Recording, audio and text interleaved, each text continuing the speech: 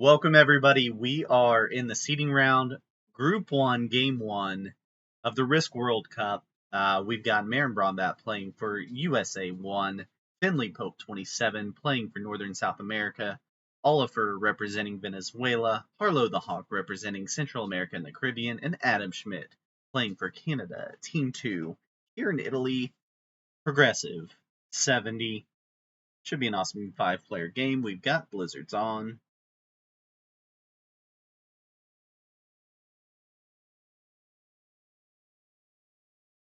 Okay, so let's first take a look at the blizzards. Looks like we've got a blizzard down in Sicily that does a little bit of interesting play there in terms of getting left to right across the board.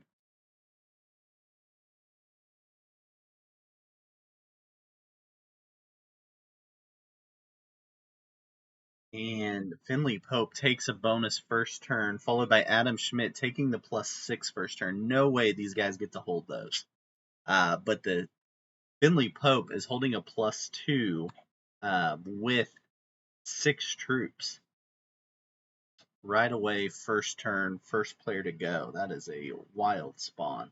That's what that blizzard really did down at the bottom, is it made that Italian Islands bonus just a 1-point hold, which could be very valuable.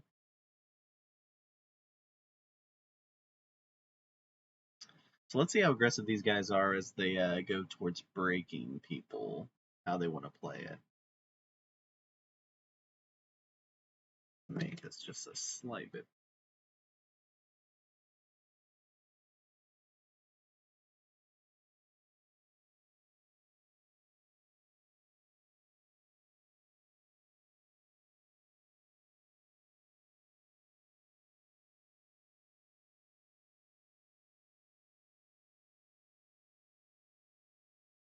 So we don't see a break there early, but we do see a 7 stack from Marin go into position next to that bonus, the +6 bonus.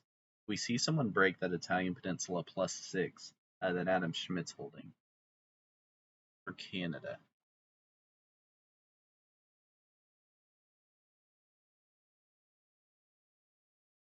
Harlow gets an easy take. Looks like he's going to work on southeastern France as his bonus.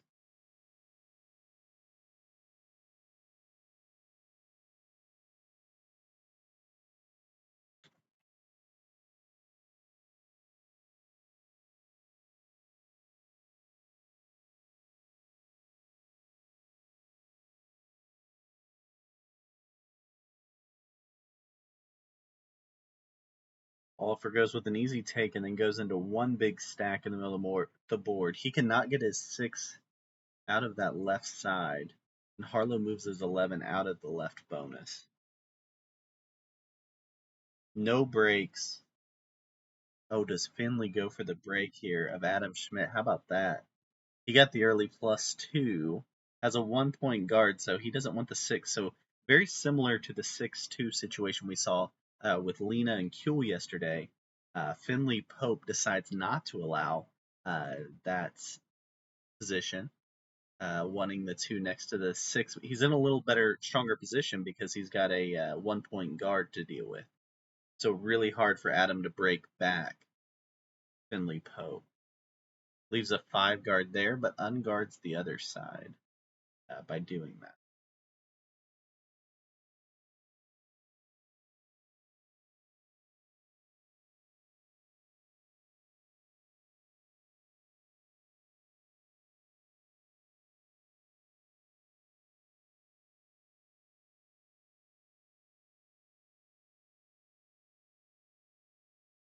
We see Marin move over to the left. He would like to take that southeastern France bonus.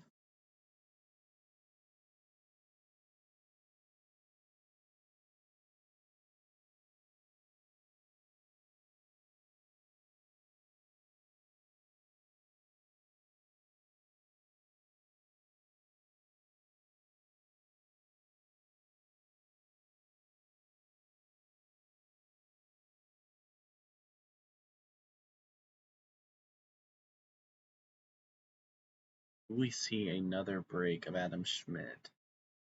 Doesn't appear so. It looks like Harlow wants the bonus of the +5 up in northern Italy. He's got it there. Guarding on one side of the bonus. Okay, he only goes with a threat stack. He's got one position he's going to guard with.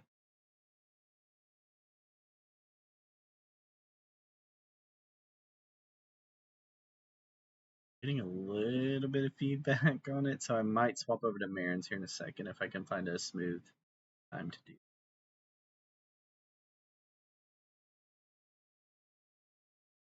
Let me try to do it real quick. If it goes terribly, I'll come right back.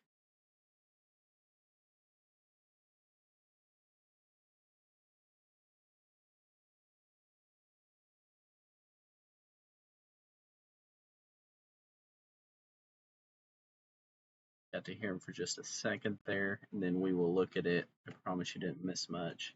Just a clear stream, I think, to look. Let me get it sized right, and then we'll be good to go. Is it clear? Really had confidence that was going to work better. A little bit better. There we go.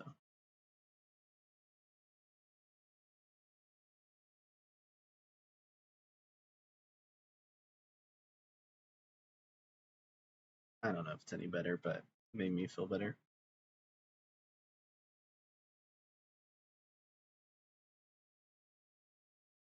Timing bar. He's got some aspect ratio.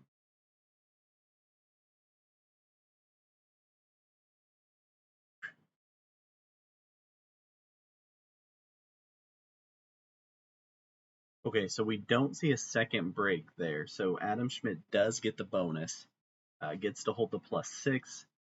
So there's more of an early break from Finley Pope to keep Adam from getting the early turn bonus. So that could be seen as fair, may not result in someone hating his guts long term in the game.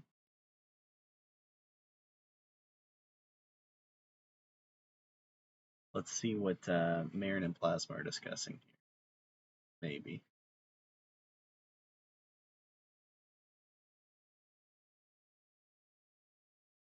Uh,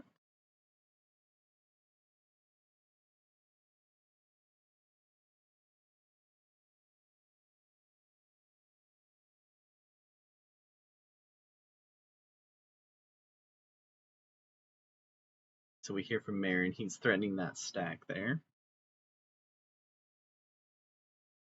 If red doesn't move his 9, he's saying he's going to hit that stack next turn. What we get from Marin, that's Oliver with the 9 stack. To move the 9, he would have to break Harlow. So in a tough spot for Oliver there.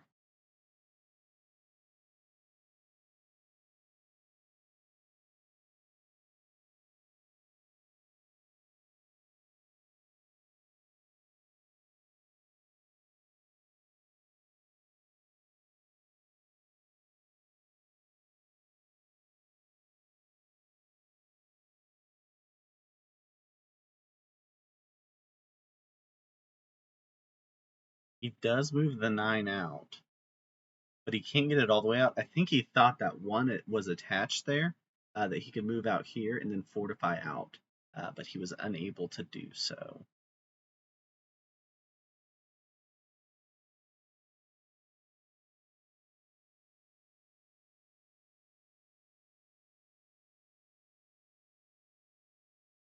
Listen in on Marin's next turn to see how he's going to play, but I think he just takes this bonus. Who was the break from there? Okay, Adam's moving out. He moves back in with threat stack. Hear what Marin's talking about.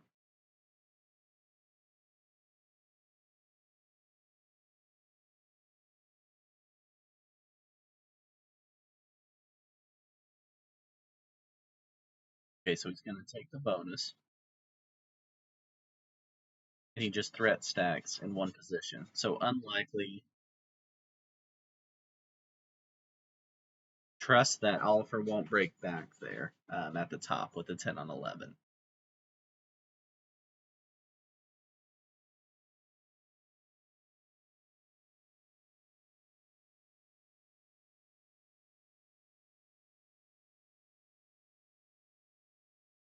Ooh, we see a 3 stack hit by Harlow. Harlow may be frustrated with the situation.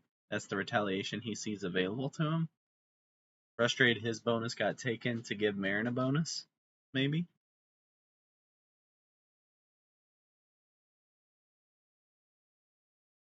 What do we have Harlow doing here? I think a little bit of frustration for Harlow here. What's up, Risky Landon? We're rooting on Marin.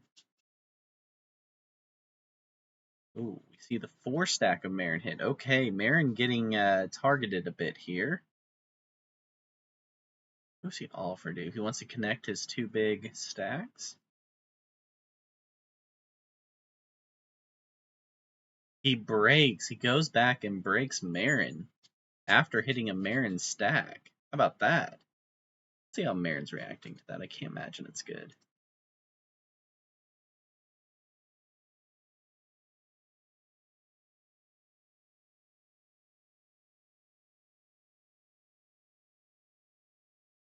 And we see Finley Pope goes for the kill. Tough game for Marin. He gets hit on multiple sides there. Really tough situation. There just was no coming back from it. Hopefully he spectates. If not, I'll jump back out. Or he will spectate here. Yeah, okay. Tough game for Marin there. Finley Pope gets the first bounty.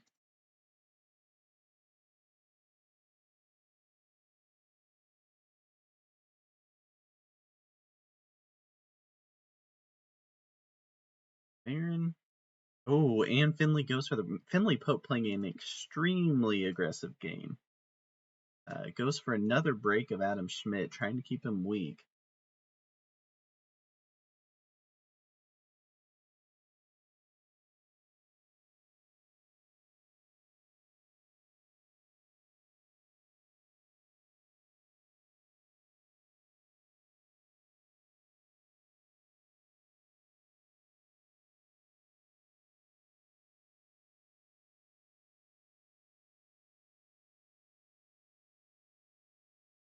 I did Tombstone. No problem.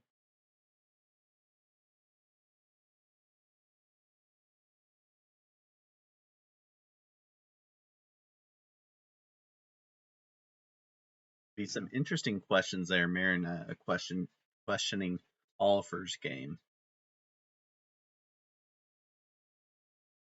Interesting we don't see an immediate bounty by anybody else. No one able to take Oliver out of the game after he takes out Marin. With 4 cards, should be able to stay alive, especially with a trade here.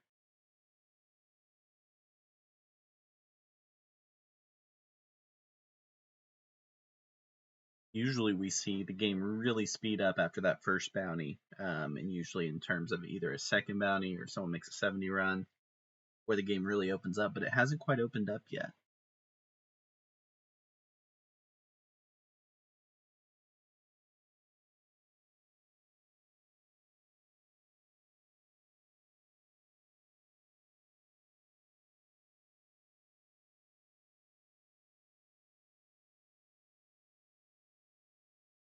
Oliver takes the bonus. Does Harlow let him keep that bonus will be interesting. Oliver has already broken that specific bonus in this game.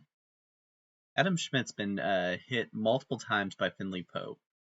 Decides this time not to take back the bonus, the +6. Probably in an effort not to open up the yellow stack to him. Just in case this happened where Finley Pope gets cards on 3. Trying to prevent him getting the kill immediately.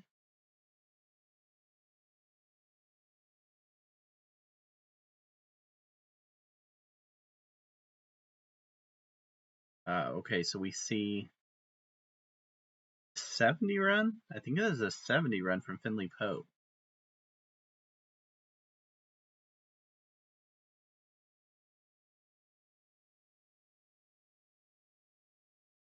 Yeah, I think he's got it.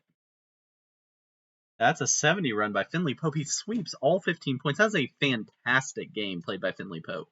We'll get everybody here in post game, talk a little bit about what just happened. But a fantastic performance by Finley Pope, representing Venezuela, able to get all 15 points. And let's see what we can get going in old tourney stream.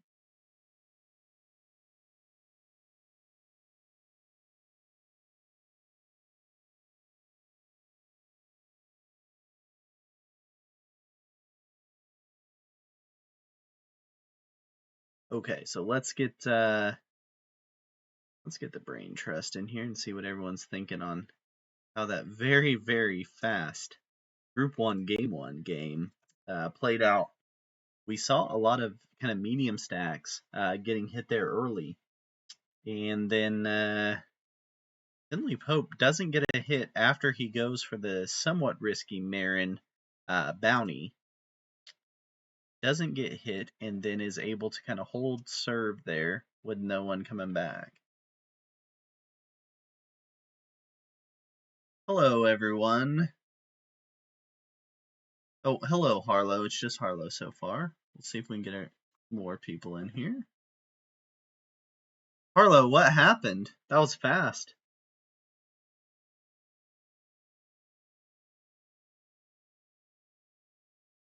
Yeah, so early on, no one's just allowing the bonuses, huh?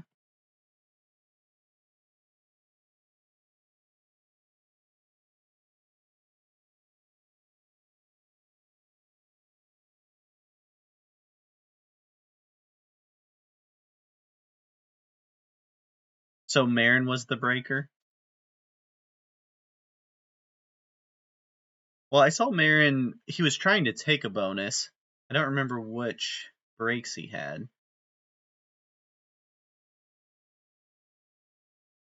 Right.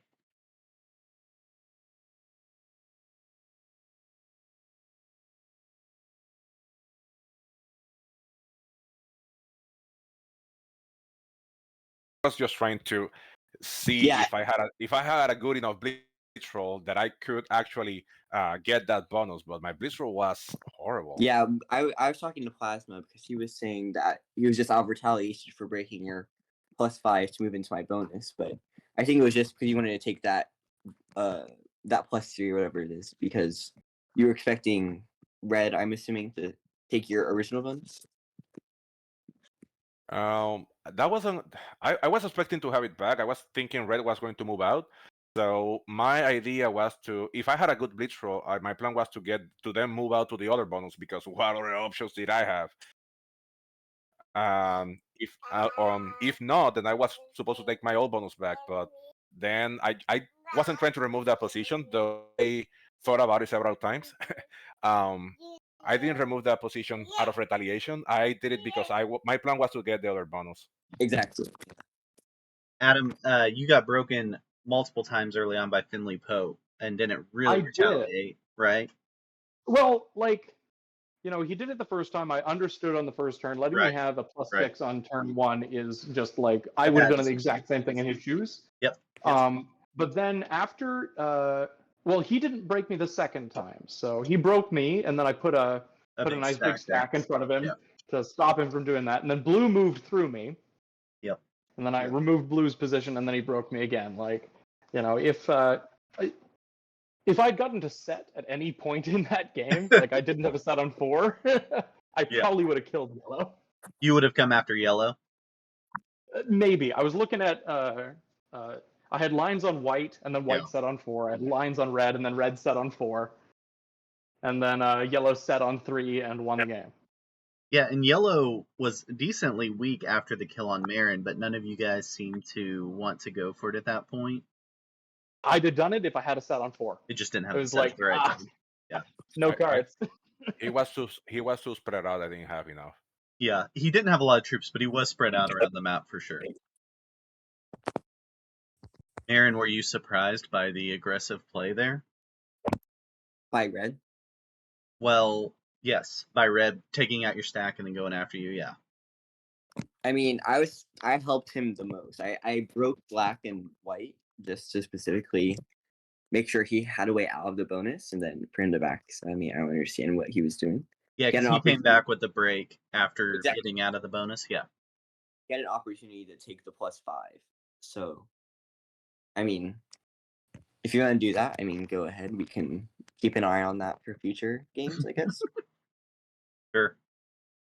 I mean, you guys were kind of dancing around there in the top left, you, Harlow, and Red, and it was tough for you guys to kind of figure out how to make it work. You had kind of three people taking 2 bonuses. What doesn't make any sense to me. Spawns. But it's also at the beginning when I had a 9 and a 7 or a 6 and a 7 or whatever it was. and then red had a 3, and then added to the 3. I was about to suicide They into added that. in there. Yeah. Yeah, I was about to suicide into that. I think Yeah, Red thought it was going to I'm be a game of no bonuses. Marin knows this, but I'm a lot more hot tempered than Marin. yeah, I did. I That did. game I would did. not. That game would not have ended well for Team Red. Period. Yeah, End of I, story. I didn't like that move from Red either because he didn't have anything in there. It was either me or Blue, and then he added more troops there, which make everything more complicated. Yeah, So I think Red got himself into that position and then got us dragged into it too. yeah, and I thought based off spawn, what we were going to see was Harlow take the top left, and then Marin That's fine. move to the northern Italy spot. But Harlow fortifies out into northern Italy. Which, That's So fine. My Alifer, my my plan there was either it was a dance, either Blue moves his troops out. Somebody had to move because we weren't going to fight for the bonus. So yeah, either Blue move or I move. He decided to move out, so I took the center bonus. But if he have added his other troops there, then I would have moved in. So it was just depending on what he did. were you guys worried based off Finley getting the turn 1 +2 with a single guard?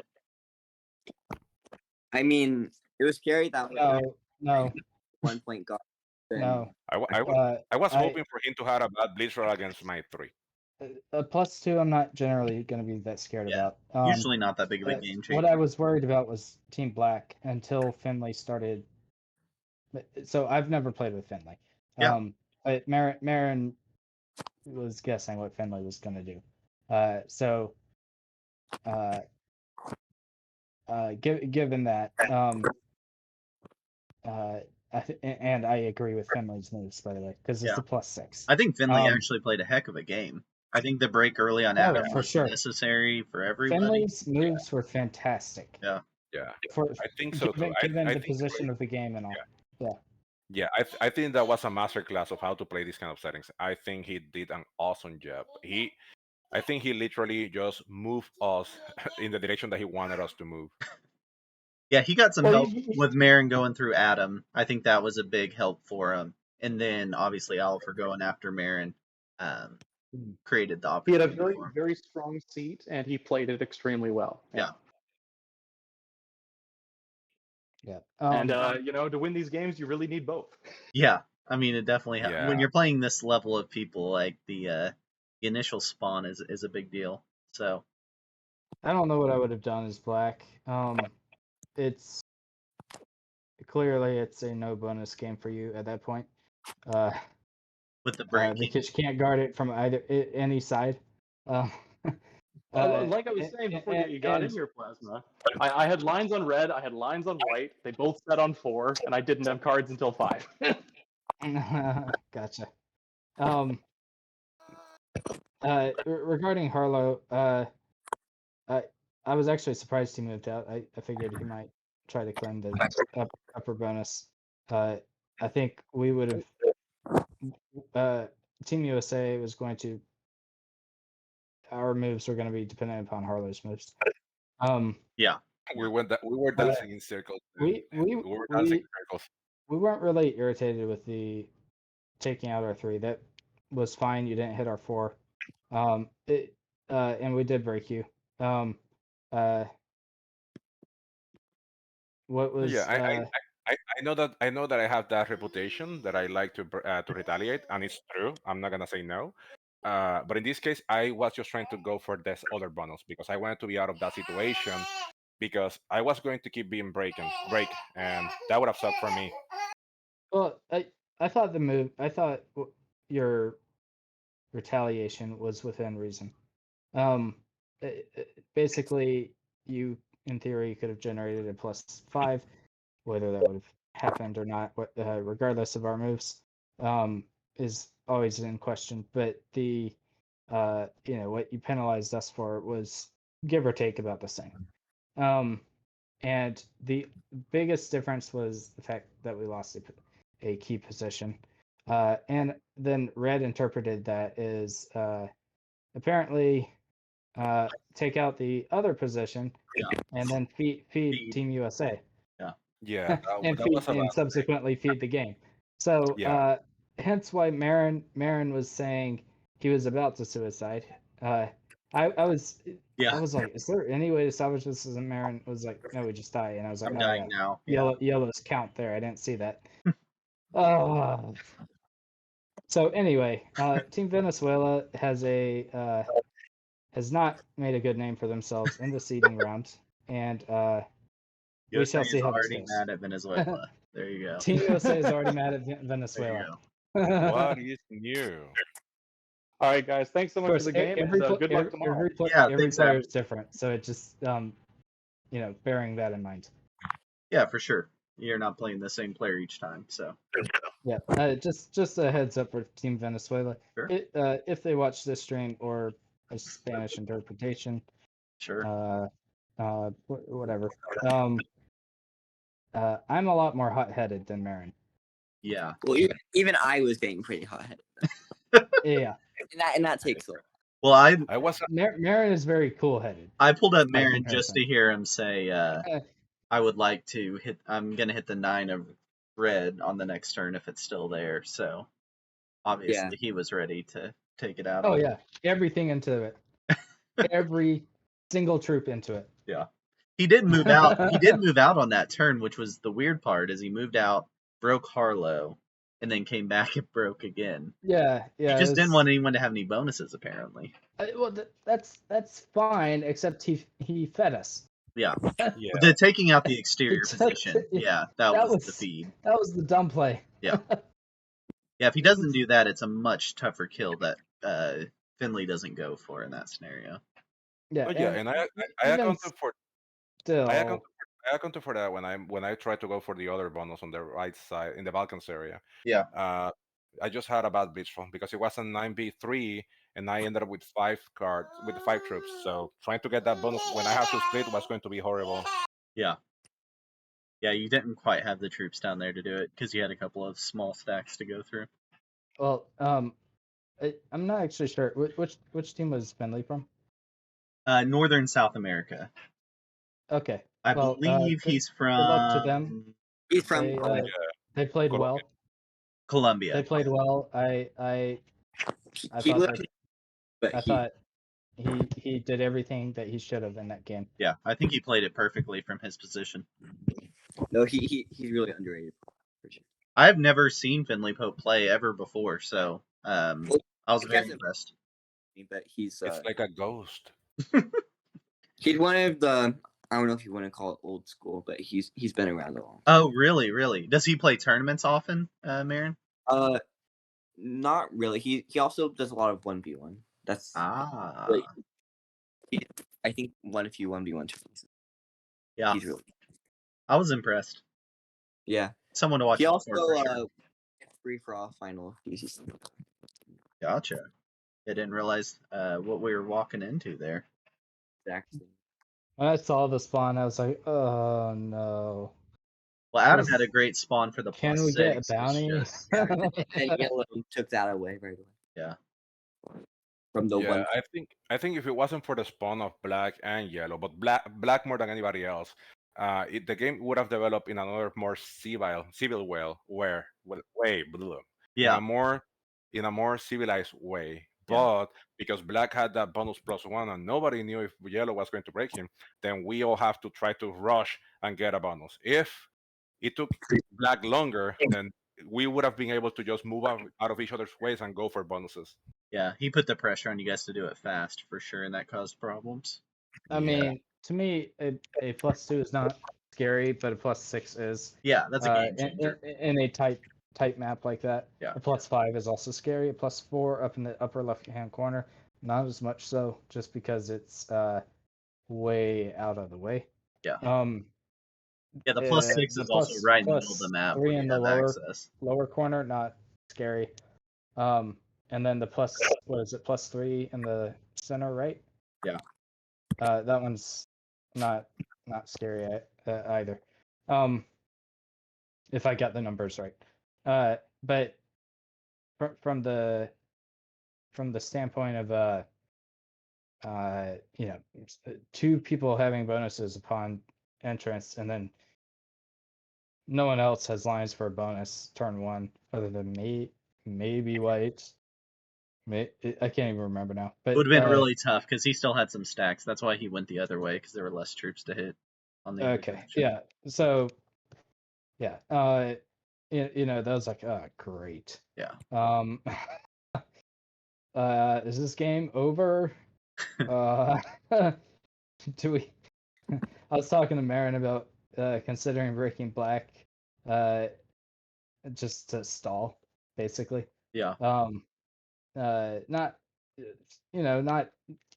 not looking to ruin their game. That was the other thing I was bringing up, like making sure we don't feed them.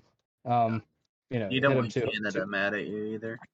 well, hit him too many times, and then that can result in him being so weak that he gets that's effectively a feed. Yeah. Maybe a tighter feed, but than what Team Red did. But yeah, I mean,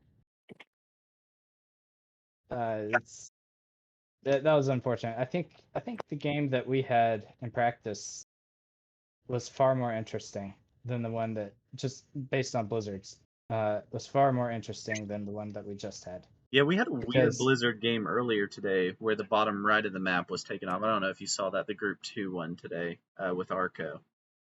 The whole I bottom right part of the map was cut didn't. off. I'm gonna have to go back and watch every Yeah, single game. very But interesting one. But this one, the making the 2-point bonus a 1-point hold, I think, was really interesting in this one. yeah, Harlow, the blizzards and our practice game right before this, remind me where they were.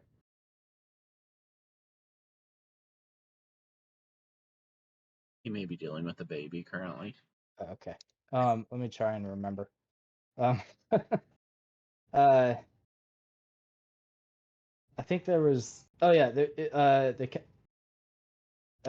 one of the two connection points and the bottom three bonus from the bottom.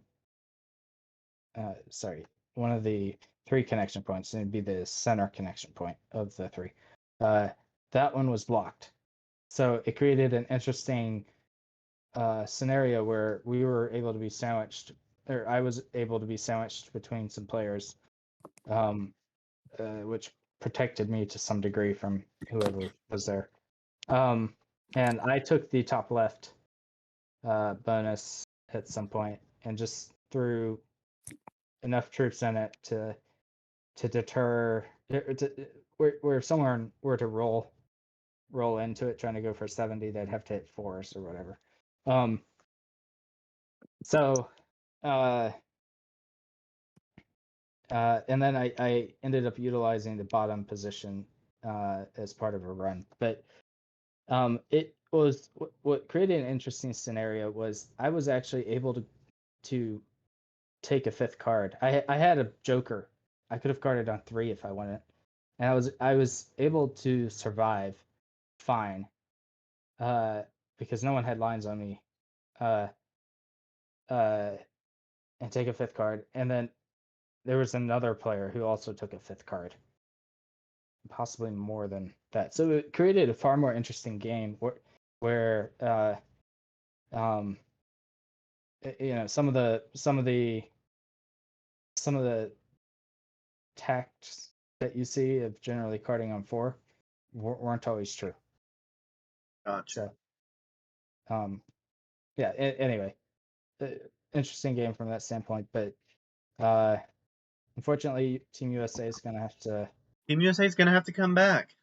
Yep, Going we've to have got to find to. a way for some points. Luckily, only 15 points were scored total, so plenty of. Well, I'm plenty of thrilled about opportunities that. there. Yeah, I was thrilled that only one team got points. So it's right, like far better than 15-5 right. That or helps for whatever. sure. And then the fact that one of the teams that's probably already in is the one that has the bounty on us, not you know True, anyone else. true, true. One Makes a difference too, because Yep. at that point it's irrelevant. There's no penalty for getting killed. other than if it comes down to bounty tiebreaker comparisons. Right. But yeah, we'll see. We'll see what the U.S. can muster. I think Game 2 is tomorrow for this group. yeah, So we'll see you them and in I were Brazil. I didn't fully read what you said in staff chat, or I can't fully, let me rephrase that. I did read it. I can't fully remember what you said in staff chat about Brazil. Yeah. Do you Yeah. want to So reiterate? there's an argument that it's too small of a map and it's totally spawn dependent, or as Open says, it's totally turn order Turn dependent, or card dependent, which I could argue all progressive games are Turn and card, yeah. card dependent. Card But mostly. yeah, but I think what's fun about that, and what was fun about what we saw in the Africa match in the last 2 rounds ago, or whenever that was, in the Fix 70 Africa, is you see the different ways grandmasters try to compensate for what they know are the built-in advantages, right? So the people that are in the good turn order spot, those are the people you should be clipping off little exterior positions as you can, making sure you create extra blocks for those people. There's ways to play it at the next level. That's kind of the meta of Risk as you get better and better players that understand the game has inherent advantages to it. So just saying, I didn't get in the right turn spot, that's not going to get you anywhere, right? You're only going to win the amount of games that you happen to spawn in the correct turn spot. So you got to start figuring out ways to take away that advantage in other ways. And so that's one of the opportunities you have in Brazil, is because there's a big piece of turn order, in especially turn order for the person right after the person that makes the first kill, right? That's the most common winner we've seen, Yep. is By far. Yep. someone goes for a kill, and very unlikely they go for the kill and get the 70. We haven't seen that very often. Maybe we've seen it, but very rare. Usually that happens if there's a feed and a Yeah, follow-up only if set. it was a true feed before that. But if they had to play just straight up and they went for a kill, which usually is a somewhat risky kill they have to go for if they're going to make that early bounty run, they end up getting killed on the next turn in the 70 run. That's the most common scenario we've seen in Brazil. So that creates opportunities for you to use strategy, especially things like making sure the map's blocked up as well as you can, making sure no one has really easy kill lines on someone else. Especially, you don't want to see someone with kill lines on the person right after them in turn order, because that's most likely the person they're going to go after. So there's all kinds of different levels of strategy that can be used. So I think what's cool about it is when we have these awesome players and we get to see their different types of strategies, like when we saw the Germans go into Africa and the way they played it, which none of us were expecting. I loved that play. Yeah, they just played it a totally different way because they understood the advantages of having a bottom bonus in Africa. So they went all out to make sure nobody got those. So it turned into a totally different game. Which is what I think, what's his face? Finley was recognizing about In plus his 6. early break in this game was perfect, right? And even Yeah. Adam was like, "Yeah, that's the move you got to make." So that's the cool part, is watching people play next level, right? The first level of that move is, oh no, that guy's got a +6. I better not upset him because I'll be killed next. You know, he's gonna He be got gone. +6 turn 1. Right. No. So you have to take out that spot, and the way Adam reacted doesn't go and immediately suicide into yellow, just takes it back and guards there. So I think that's the cool part, is when you see people that have played a lot of Risk and been in a lot of scenarios, and the way they play stuff out is super entertaining. Even on these really small maps, and again, we play the really small maps only in the seeding round, like we played Iceland for the national qualifiers.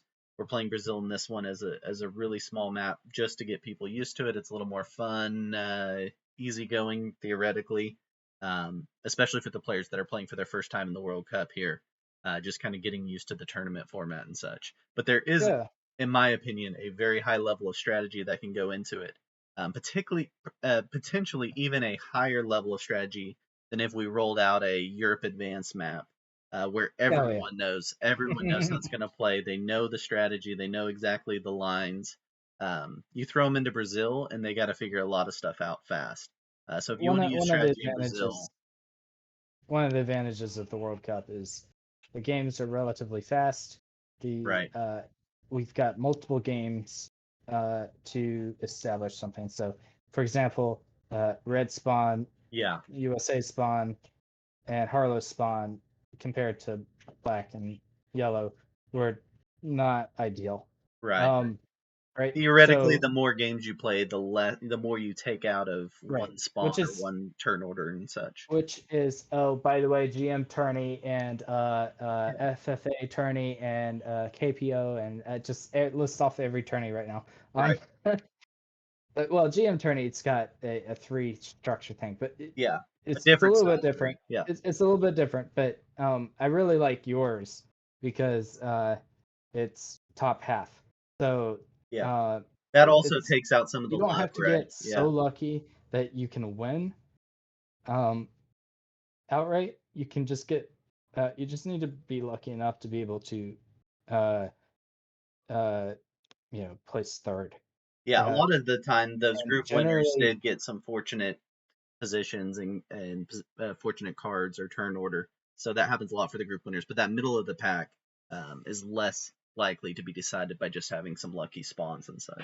right, yeah, there's a lot more going on there. And for anyone listening, for uh, upcoming maps, the way that the since I know a lot of countries haven't um, played too many games or haven't played games other than the finals, the way that this tournament's map selection is determined is based on a real geographical present day location. Yeah. So it makes it interesting from that standpoint, and also removes some of the craziness of certain. Yeah, some goofy maps. Although I was playing the solar system map the other day, and I was wondering if that technically Oh, counts. you see, I asked you. You said no. I know. It's a But most of fantastic map, though. most of the like futuristic maps, I'm like, but the solar system's, I mean, the solar system, and I really do like that map. I think it's a good map. So It's a good map. it's a Well, if you possibility. change your mind on that, Yeah, let it's a me know possibility. because I was playing the that other one might. day a couple times back to back, and I was like, this is a pretty cool map. It's also Cool balanced. structure. And by the way, it's a fantastic zombie map. A lot of Oh people would yeah. go, "What? Really?" No, it is. The pathing is very interesting on it and so forth. Yeah, there's some Um, interesting path challenges on it. Even though it looks like it's super smooth and simple islands, it's much different. The pathing's different. I mean the zombie pathing. Yeah. Oh, I got Yeah. you. The way the No, zombies are going, we I don't got do you. zombies here in the World Yeah. Cup, but Yeah. Gotcha. that's a side note. So anyway, things to look forward to as the tournament proceeds. And Mitch, do you want to talk about? I was getting questions from players about the advancement process. So Yeah. obviously we have winners and possibly certain point leads that get selected. I'm not sure how many we've got to work with here Yeah. So compared to all you were seven saying. group winners in the seeding round auto advance to the quarterfinals. Okay, so no, there's nothing with points that Nothing. were Nothing points related like in we this did with. round. Yep. That's right. Okay, all right. For anyone So confused, USA only had so many players that um, right. We were in doing the that in national our qualifiers. qualifiers, Yeah. we had to seed additional players. Um, Not even if they didn't win necessarily. Right. Um, okay. Uh, Something you mentioned to me in the past. Um, there was the potential for some teams to actually seed past round one. Past round two. If that makes sense. We were looking at a couple of different options. We took out that one. There, Okay, I like so that. the alternative, what we ended up doing, and again, it's based off numbers, so you only have so many options when you're doing groups of 6. But so 7 teams will advance to the quarterfinals. The other 30 teams will play around one, which 15 of those teams will finish in the top half. So 15 plus 7 is 22. So we still need 2 more teams to fill out our 24. So the 2 highest scoring 4th place teams in round 1 will also get to advance to fill out the Oh, 24 for okay. quarterfinals. Okay, so there's a sort of double seeding, in a way. Yeah, so there'll be 2 extra spots in round 1. If you don't finish in the top half, the 2 highest scoring 4th place teams will also get to go through as kind of a wild card. And for everyone who's curious, that is not cumulative like other Right. tourneys. That is round dependent. That's right. We will completely reset scores going into round 1. We'll use these seeding round games based off your finish and based off of time zones to build our 6 groups for round 1. So we'll try to keep all of the second place teams that spread out as far as we can to where you're not in a group with a bunch of other second place finishing teams from the seeding round to try to split up based off of how you did in the seeding round. Yeah. I think that's it. That's all I have for. All the questions you've been getting. Well, yeah, all the broad level questions or just things that I felt were worth addressing. Yeah. Mitch, if we want to talk other stuff after, we can do that. But Cool. if you want to finish up your stream, we can. Yeah, let me go for it. close it up here. All right, that is a wrap there on Group 1, Game 1. Really good finish. Let's go over, before we leave here, let's talk about tomorrow's schedule. So, starting in just 10 hours from now, I believe that is, if I'm doing my math correct, we've got Game 1 of Group 7 kicking off with Greece, Southeast Asia, Eastern Asia. Let me try that again. Greece, Southeast Asia, Eastern Asia, Australia, and New Zealand will kick off their Group 7 Game 1 at 1200 UTC. That'll be on Open Tanyel's stream tomorrow morning here in the U.S., early morning here in the U.S. Then at 1300 Group 6, we'll be playing Game 3. France, we already know, has their spot in the quarterfinals locked up. All 4 other teams will be competing for seeding position, like we just talked about, heading into round 1. So it's France, Northern Ireland, Finland, Austria, and Western Asia, and that one at 1300. At 1700, we've got this group that just played. They'll be taking on, or they'll be playing in their second game, their Brazil game, U.S., Northern South America, which will come in with 15 points. Venezuela, Central America, and the Caribbean and Canada, all with 0, needing points kind of desperately there in Game 2. For Group 1, that's at 1700 UTC tomorrow. At 1800 UTC tomorrow, that's not Game 4 for that group. That is Game 3 for that group. Sorry about that.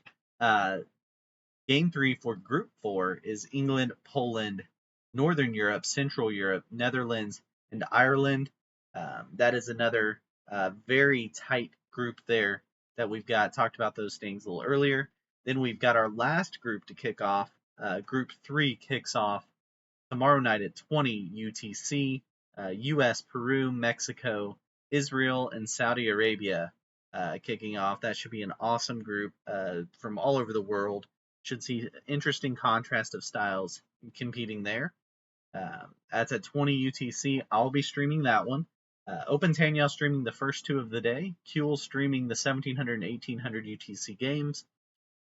It should say Game 3. I clearly got confused with Group 4 and Game 4. Sorry about that, Trunk. That'll be Game 3 for Group 4. Group 3 is at 20 UTC. That's my stream. And then Group 5 will play their Game 3. That's a tie group right now between Norway and Netherlands. Is that right? Let me pull that up. Which one is that? It's Group 5. Yeah, Norway and the Netherlands currently tied at 20 points there for that one. So that'll be very interesting to see. Again, a clean sweep by any of those 6 teams would get them the advance straight into the quarterfinals and the group win. But Norway and Netherlands have a big advantage on everybody else going into the start of that one. That's their Game 3 at 20 UTC. Harlow Risk will be streaming that one for you. And then at 2300 UTC, we've got Game 2. So Group 7 will come back for Game 2 at 2300 UTC. That's like the next day, I think, for the Australians, maybe. That's Greece, Southeast Asia, Eastern Asia, Australia, New Zealand. Harlow Risk will finish us up at 2300 UTC. So that's 7 games tomorrow. Should be an awesome day of Risk. Should get to learn a lot more about who's going to be advancing directly to the quarterfinals. You'll get to see some of the biggest names in Risk from all over the world competing. I'm at Mitch on Risk. I'll keep streaming these live on Twitch. Thanks to all the broadcasters out there helping out, streaming. As you can see, Open Tanyao Kuhl and Harlow helping me out tomorrow with these streams. I'll be posting them on YouTube as I have the videos on demand. These guys will be posting them on their Twitch videos on demand, so you can go check out the games. Go check out the ones from today. There's some great games played today. Definitely worth a watch. They only take about 15 to 20 minutes for most of them that we saw today, so you can watch all of them very quickly on those video on demands from Open Tanyao and Hot Buns from earlier today. Hope you guys enjoyed it. We'll see you guys tomorrow with another full day of Risk at the Risk World Cup. I'm at Mitch on Risk, streaming live on Twitch and posting on YouTube. Until next time, everybody, may your dice be nice. See you guys.